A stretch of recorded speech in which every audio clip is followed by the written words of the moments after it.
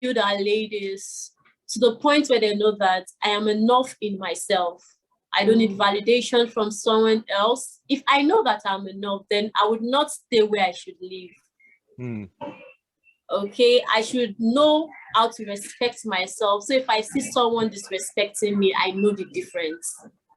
I know, no, this is not respect. You should respect me. Okay, so I think that's a major factor for me. And most times that's the point from which I teach my clients to move from or move out of abusive relationships. It's quite shocking actually, because what you touched on a couple of areas there about how we sexualize children.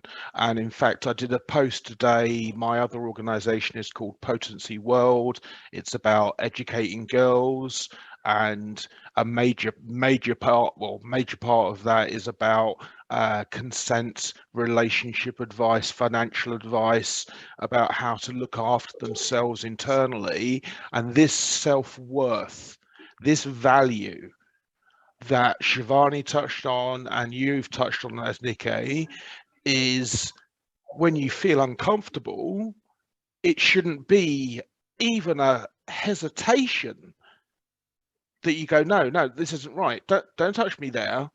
I'm going to be doing a recording next week with a lady about something that's spread from an intimate situation into a quite wide-ranging abuse.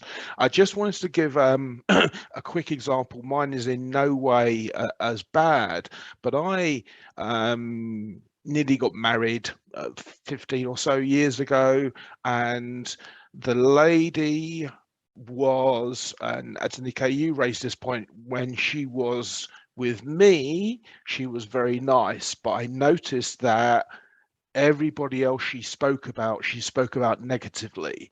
Everybody else she spoke about as if they had no value. And it's literally that, as you say, Joseph, it's that disregard for any human. And it's funny because literally I am the opposite end of that scale. So I speak to, look, I might not have money to give to a beggar, but I can give them my eye contact. I can say hello. I can acknowledge their presence.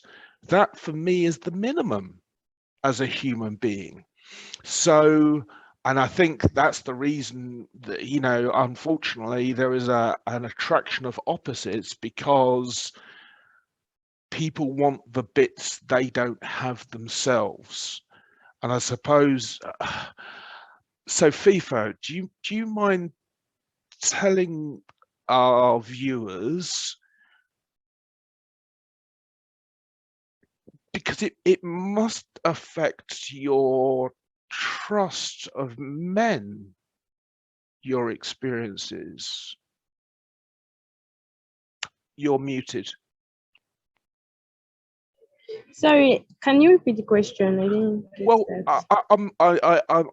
I want to be careful because I don't want to upset you, but your I'm going to write it. okay, well, your experiences, I would have thought, affect your trust of men.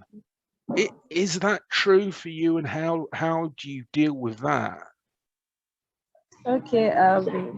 First, I couldn't open up to my parents for more than 10 years. I didn't tell them because I I saw no need to tell them, because this kind of situation, the abuser will make you feel like, okay, if you tell anybody this is going to happen to you, you are going to do this, you are going to do that. You live in fear, and basically you live in hatred for guys and all. So I couldn't tell anybody. It became a secret, it became my top secret until I met a mentor.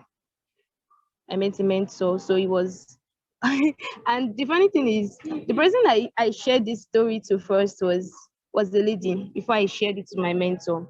So I was just it was it was not an easy experience actually, having to tell people that you've been abused before, you feeling feeling inferior when people tell you, okay, this is how it is, and you feel like, oh, I've been abused before. How do you feel about it? So I summoned courage, actually courage. And even at that, I didn't tell my parents until recently. But I summoned courage. I told one of my teacher then, because this happened when I was very young.